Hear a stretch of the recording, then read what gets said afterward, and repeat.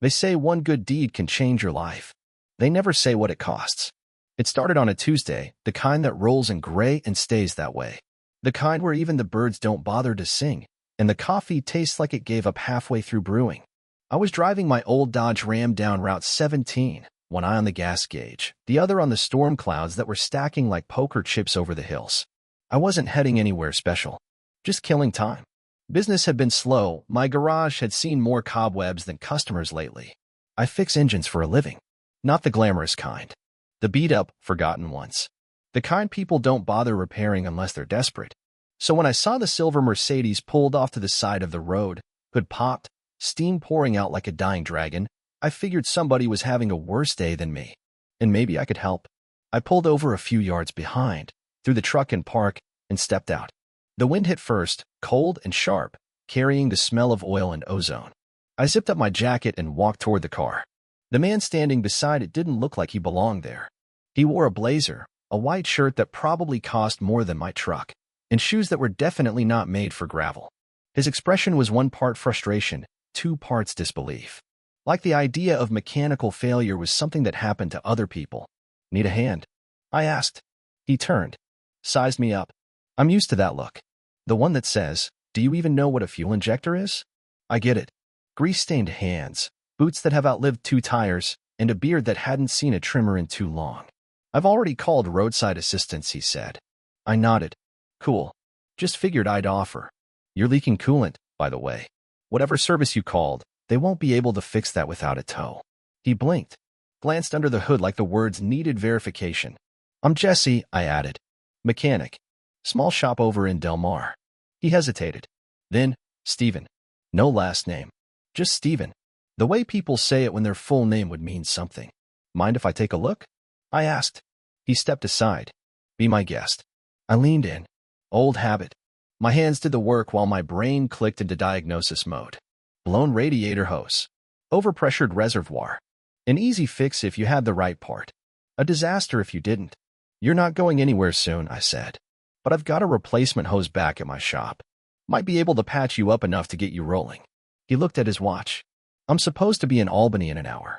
Well, I shrugged. You've got 2 choices. Wait here until your car's towed, or let me try to help now. He stared at me, then at his car, then back. Finally, he nodded once. Fine. I smiled. Hop in. It's about 5 miles. He glanced at my truck. I could almost hear his thoughts, rusted edges, duct-taped mirror, the kind of bench seat that had absorbed more sweat than a gym towel. But he climbed in anyway. The drive was quiet. He didn't ask questions. Just stared out the window like he was regretting something. I caught him glancing at his phone once, but he didn't answer the call. At the shop, I got to work. The hose swap took 15 minutes. Maybe less. He stood nearby the whole time, silent, watching. When I finished, I handed him a rag to wipe his hands, even though his didn't have a speck of grease on them. You didn't have to do this, he said. Wasn't doing much else, I replied. He reached into his coat, pulled out a leather wallet so thin it probably cost more than my monthly rent. How much do I owe you? I hesitated. Call it even. Just promise you won't let it overheat again. He looked at me, eyebrows drawn together like I'd just spoken in Morse code. No, really, I said. I wasn't doing anything important. He stared for a moment, then slipped the wallet back inside his coat. That's rare, he said quietly. Doing something for nothing. Maybe, I shrugged. But sometimes it's enough to just be decent. He nodded slowly, like he was filing that away. We shook hands. And he left. That should have been it. Just a roadside moment. A good deed in exchange for nothing. But 2 days later, I found him in my garage again. This time in a black Escalade. This time with a briefcase. You said your name was Jesse, right? He asked, stepping out. Yeah, I said warily. Need another hose? He smiled, but it didn't reach his eyes. I looked you up. Took a little digging. My pulse kicked up. Why? Because I think I want to invest in you. I blinked. Come again. He stepped closer. I'm not just a guy with car trouble. My name is Stephen Langdon. I'm a partner at Velen Equity. Real estate, tech, logistics. But what I really invest in is people. He popped open the briefcase. Inside were documents. Bank forms. A check I didn't dare read at first. I want to help you grow your business, he said. Whatever you've got, the shop, your ideas, your grit, I think it's worth something. I stood there, floored, heart thumping like a drum line. Why me? He looked me dead in the eye. Because you helped me when I was stranded. You didn't ask who I was. You just showed up. That's rare. I glanced down at the check again. And that was when everything changed. I didn't say yes right away. You don't just take a briefcase from a stranger and sign papers that smell like fresh ink and danger. Even if that stranger's driving a six-figure car and talks like every word's already been fact-checked. Stephen Langdon. I Googled him after he left that day. Turns out he wasn't lying. He was one of those guys, magazine covers, TED Talks, Forbes, under 40 crap. Rich with a capital R, and not the inherited kind either. Built his empire out of some logistics algorithm that cut shipping costs for Fortune 500s. Now he bought things, startups, properties, influence. And apparently, he wanted to buy into me. I didn't sleep much that night. Sat at the edge of my bed, flipping through the documents. They were legit. Lawyer signed. One of them even mentioned a capital injection of $250,000. Just like that. For a guy who'd been dodging electric bills and stretching ramen noodles like they were miracles, it felt like staring at a dream you weren't allowed to want. Next morning, I did something I hadn't done in a while. I called my brother. Tanner and I hadn't spoken in months, not since the blow-up about Mom's house. He thought I sold it too cheap. I thought he disappeared too easy. But when someone offers you $250,000 to breathe life into your dying garage, you suddenly want someone who knows you to weigh in. He answered after 5 rings. Jesse? Yeah, I said, scratching the back of my neck. You got a second? He did.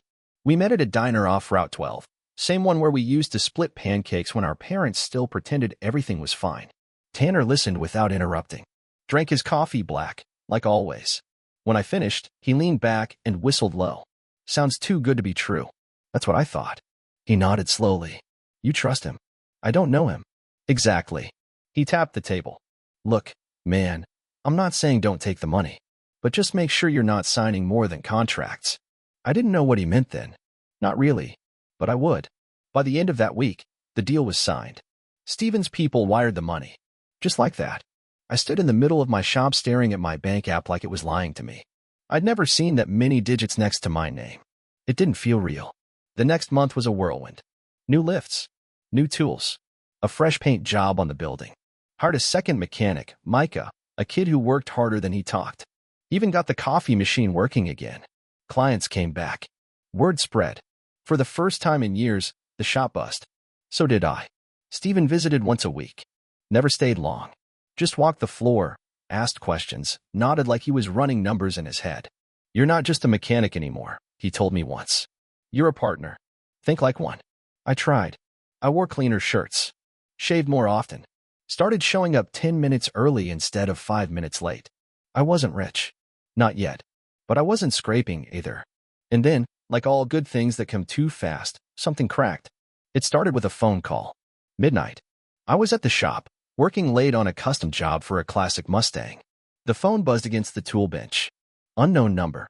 I answered. Silence. Then a voice, low, tight, dangerous. You don't know what he is. Click. I stared at the screen for a long minute. No callback option. Just a chill crawling up my spine like a spider in the dark. Next morning, I told Stephen.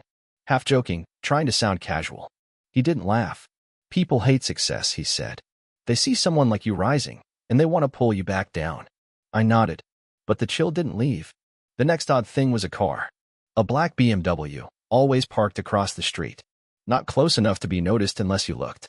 But I did. Same car. Same tinted windows. 2 nights in a row. By the 3rd night, I walked across the street. No one inside. Just a note tucked under the windshield. He doesn't fix businesses. He buries them. No name. No explanation. I tore it up. Tossed the pieces in the gutter. Told myself I was just being paranoid. Until the fire. It happened 2 weeks later. Micah had just locked up. I'd left 15 minutes earlier, headed home for the first real meal I'd had in months. Steak. Potatoes. Cold beer. The call came as I cracked the second one open. Mr. Collins? This is Deputy Langley. You own Collins Auto on 9th. I was already up, keys in hand. Yeah, there's been a fire. When I got there, half the shop was gone. Not the new half. Not the equipment Stephen paid for. My half. My tools. My bench. My world. Gone. The fire marshal ruled it accidental faulty wiring, they said.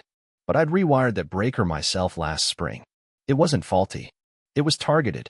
Stephen showed up the next morning, looked around with that unreadable expression he always wore. Didn't offer condolences, just said, insurance will cover it. Maybe now's the right time to expand. I should have felt grateful, but all I felt was sick. That night, I sat in the rubble, picked through the ash with bare hands, found my dad's old torque wrench, half melted. Sat there till the sun came up, trying to piece together whether this was fate or the bill for making a deal with a man like Stephen Langdon. And that's when I realized I hadn't just taken a partnership. I'd let someone else build the foundation under my feet. And now he could move the earth whenever he wanted. After the fire, things moved fast. Too fast. Stephen didn't wait for the insurance payout. He had contractors at the site within 24 hours. New blueprints, new equipment, new everything. This is how you stay ahead, he told me over coffee. You don't flinch. You rebuild. I nodded, but something in his tone grated. Like the fire was a business hiccup, not a loss. Not something that had burned my father's workbench or the photo of Mom I'd kept taped behind the fuse box. He never mentioned those things. And maybe that was when I started to really wonder who the hell he was. Because the deeper I got into the partnership, the more I realized I didn't own much anymore, not even my own name on the sign. Collins Auto was now Collins Langdon Performance Group. The paperwork had my signature on it. I remember signing it. I just hadn't realized what I was agreeing to. Stephen's lawyer, a sharp woman named Dana with eyes like she measured weakness in ounces, called me into a downtown office a week after the rebuild started.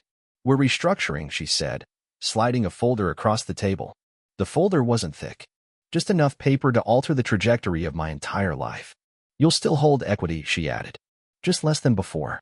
Mr. Langdon is increasing his investment, so naturally, he's assuming a larger share. I didn't touch the folder. How much of a share? 70. My jaw clenched. That's not a partnership. She smiled without smiling. That's growth. I left without signing. Sat in my truck for 2 hours, staring at the dashboard like it held answers. When I finally drove back to the garage, the new signage was already up. Langdon Performance and Auto. No Collins. No warning. Just gone. Micah found me in the back, pacing. You okay, boss? Don't call me that. I snapped. He raised a hand. Sorry. Just, Stephen said you approved the name change. I didn't. Micah nodded slowly. Well, he said you did. Had the papers. Showed me your signature. I didn't remember signing that one either. That night, I poured 3 fingers of cheap whiskey and stared at the wall. My phone buzzed once. Stephen. I let it ring. I needed to think. I needed to breathe. I needed to figure out if I still had a business or just a job in one I used to own. By morning, I had my answer. Stephen showed up in a new suit and old intentions. Walked in like he still owned the air. I hear you're upset. You changed the damn name. It's branding. Don't be sentimental. I laughed, sharp and joyless. That garage was my family's. My life. And now it's more, he said coolly. You're not thinking big enough. I never wanted big, I said. I wanted real. He tilted his head. Then you should have stayed poor. That hit harder than I expected. I stepped forward. You came to me on the side of the road, remember? I helped you because it was the right thing to do. Not because I wanted a seat at your table. He didn't flinch. Just adjusted his cufflinks. That's exactly why you're here, he said. Because I needed someone real. Someone the press could believe in. Someone the public could root for. I felt the floor tilt under my boots. You used me. No, he said, walking to the window. I elevated you. He paused. But if you want out, say the word. I'll buy your remaining equity. Clean break. You walk. No hard feelings. And just like that, I understood. I wasn't a partner. I was a pawn. A face for the brand. A story he could sell. Small-town mechanic finds success, backed by visionary investor. I stared at him for a long time. I'll think about it, I said. Don't think too long, he replied. Momentum is a fragile thing.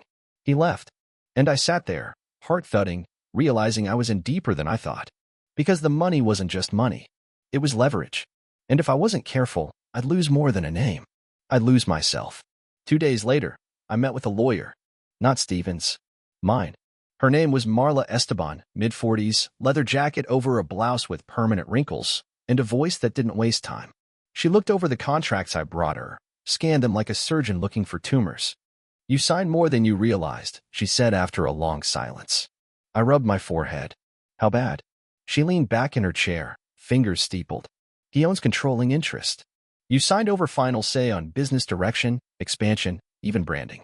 He can dissolve the company tomorrow, and you'd walk away with nothing but bruises and regrets. I exhaled slow. But I still own shares. Technically, yes. But he's maneuvered you into irrelevance. She slid the papers back. You're a mascot, and I don't think he plans to keep you around long. The room got smaller. Or maybe I just shrank. He said he'd buy me out, I muttered. Marla raised an eyebrow. You want out? I didn't answer. Because I didn't know. Walking away meant peace. But it also meant surrendering the one thing that had ever been mine. Later that night, I drove to the shop. It was past midnight.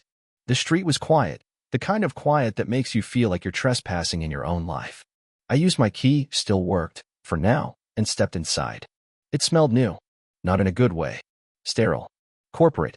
There were chrome stools, touchscreens, even a damn espresso machine by the front desk. The walls were painted slate gray, the kind of color rich people call urban ash or some nonsense. Nothing of me remained, except the corner bench.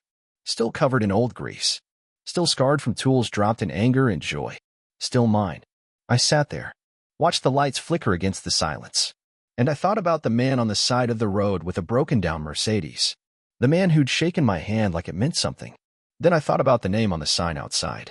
Langdon. The next day, Micah pulled me aside. You didn't hear this from me, he said quietly, but they're talking about expanding. Franchising. You're not on the list. My stomach sank. Steven say that? He didn't have to. Dana's been meeting with architects, investors. There's a new prototype design. Without your name, without your bench, without you. The betrayal didn't feel sudden. It felt slow. Like something had been bleeding in me for weeks, and I just now noticed the stain. That night, I drank. More than usual. And sometime around 2 a.m., I did something stupid. I drove to Steven's house. Not the condo. The real one. The estate outside of town with the long driveway and stone lions and hedges trimmed like military haircuts. It was locked, of course. Security camera blinked red. I didn't care. I stood there, gripping the fence, heart pounding in my throat. You used me. I shouted into the cold. No one answered. Just wind and silence. And then, movement. A light blinked on upstairs. A figure stood at the window. Steven. He didn't wave. Didn't signal. Just watched me. Like a man studying a failed experiment. I left before security showed. The next morning, I found an envelope taped to my apartment door. No return address. Inside, a check, $500,000, and a note. Walk away. Quietly. While you still can. No signature. Just that. I stared at the check for a long time. That money could fix everything. Buy a new garage. New life. Maybe even peace. But it'd mean letting him win. Letting him erase me like I was a typo in his empire. I folded the check in half. Tore it. Twice. Then again. Until the pieces were confetti in my trash. Because if there's one thing I still owned, it was the part of me that didn't sell easy. You ever get that feeling someone's watching you, not in the paranoid way, but like there's a presence just past the edge of your vision? That's what the days felt like after I ripped up Steven's check. I went back to the shop once. Just once. Walked through as a visitor. Micah was polite. Guarded. There were new guys, young, fast-talking, wearing polos with the new Langdon Performance logo stitched in silver.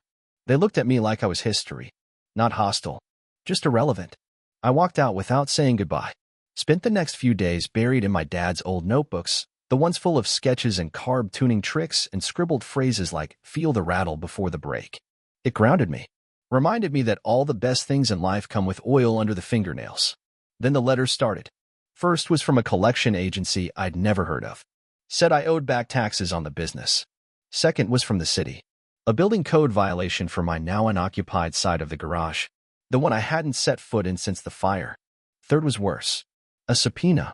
Langdon Performance versus Jesse Collins. Alleging breach of partnership. The suit claimed I'd sabotaged the company by refusing to participate in strategic expansion. That I'd hindered growth.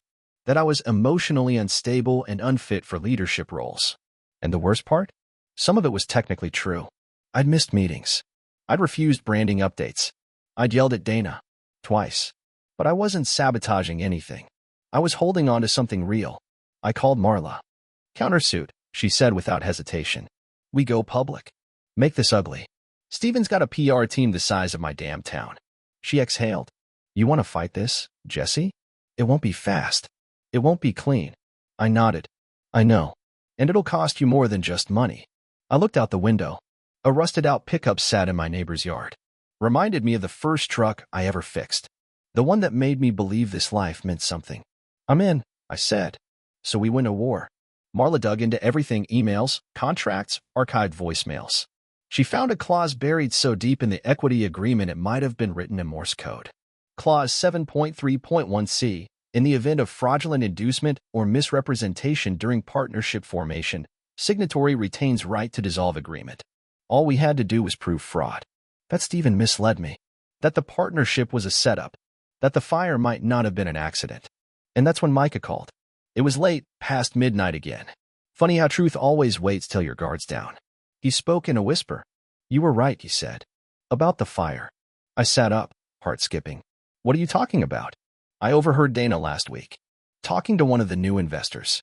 She said something about resetting optics and clearing the image of the brand. And then she laughed." I swallowed hard. "You think they started it?" He paused. "I think it wasn't an accident. And I think they needed your part of the shop to vanish." "Why are you telling me this?" "Because I owe you," he said. "You gave me my first shot. You treated me like I mattered." He hung up before I could thank him. The next day, Marla filed the countersuit. Stephen didn't respond directly. Not with words. But the pressure started. A story ran in a local blog: "Small-town mechanic and breakdown. Former partner claims harassment." Then a piece in the regional paper: "Langdon's vision threatened by bitter ex-partner." They painted me as unstable, jealous, petty. And just like that, public sympathy turned. Old customers stopped returning calls. My landlord said my lease was being reviewed. And someone spray-painted "sell out" on my apartment door. But I didn't flinch. Because for every article, Marla sent emotion. For every lie, we dropped the truth. And when she got the fire report reopened under suspicion of foul play, something shifted. Stephen's team called. "Let's talk settlement," Dana said, voice dry as desert sand. But I said no. Because this wasn't about money anymore. This was about ownership. About identity. About not letting someone with a checkbook rewrite your story. And if that meant dragging him into the light, inch by inch, so be it. They offered me 7 figures to walk. A clean million, just to disappear. The offer came via courier, thick envelope, gold trim, a contract printed on paper so smooth it felt like betrayal. I didn't touch it. Just read the first page. In exchange for full relinquishment of all claims, including but not limited to defamation, equity, property rights, and brand use. It was a bribe. A beautiful one. But a bribe all the same. I called Marla. "They're scared," she said. "They wouldn't dangle 7 figures unless they knew we had teeth." "I should take it," I muttered. "I could rebuild somewhere else." "You could," she agreed. "But if you do, they rewrite your name on their terms. And Jesse, once you let someone buy your silence, you don't get to raise your voice again." I stared at the ceiling for a long time after that, wondering if I had the spine to finish what I started. Then the doorbell rang. Not a courier this time. A man. Late 20s. Shaved head. Suit so tight you could see the tension underneath. "You Jesse Collins?" I nodded. He handed me a phone. Not his. Just a burner. No numbers on screen. Just a blinking green light. I held it to my ear. Stephen's voice came through like a ghost. "I didn't want it to go this far." "Then you shouldn't have lit the match." Silence. "Then, you're dragging something out that doesn't need to end messy." "You mean honest?" "I mean public," he said. "And Jesse, you're not built for war. You're a mechanic with a big heart. But big hearts don't win in courtrooms. They just bleed better." He hung up. The guy took the phone and left without a word. I locked the door behind him and stood there, alone, listening to the hum of the fridge. It was the only sound in the apartment besides my pulse. Marla and I pushed harder. We subpoenaed Dana's correspondence. Forced a third-party audit on the fire insurance. Even got a court order to review surveillance footage from the week leading up to the blaze. Most of it had been erased. But a single frame, just one, showed a car parked behind the garage at 3:02 a.m., 36 hours before the fire. A BMW. Same make and model as the one that had watched me weeks before. It wasn't proof, but it was cracking the mask. That was when the threats got bolder. My tires were slashed outside a gas station. My mailbox got ripped off its post and thrown through my shop's window. Police said it was probably random vandalism. But the way the window had been broken, precise, controlled, I knew it wasn't kids with nothing to do. It was a message. Back off. But I didn't. Because when a man tries to erase you, sometimes the only way to fight back is to get louder. So I gave an interview. Not to the big press. To a mechanics blog out of Detroit. Small-town shop owner claims fire, fraud, and forced buyout. It was raw. Honest. My name, my face, my story. It didn't go viral. But it got picked up. A news outlet in Albany called the next day. Then a podcast. Then a reporter from the Post. Each time, I told it straight. A roadside favor turned into a deal. The deal turned into a takeover. The takeover turned into a war. Stephen stayed quiet. Publicly, anyway. Privately, his lawyers sent a cease and desist. Said I was defaming a respected investor. Marla responded with a promise to countersue for retaliatory litigation. And then, out of nowhere, Micah texted me. Check your email. You didn't get this from me.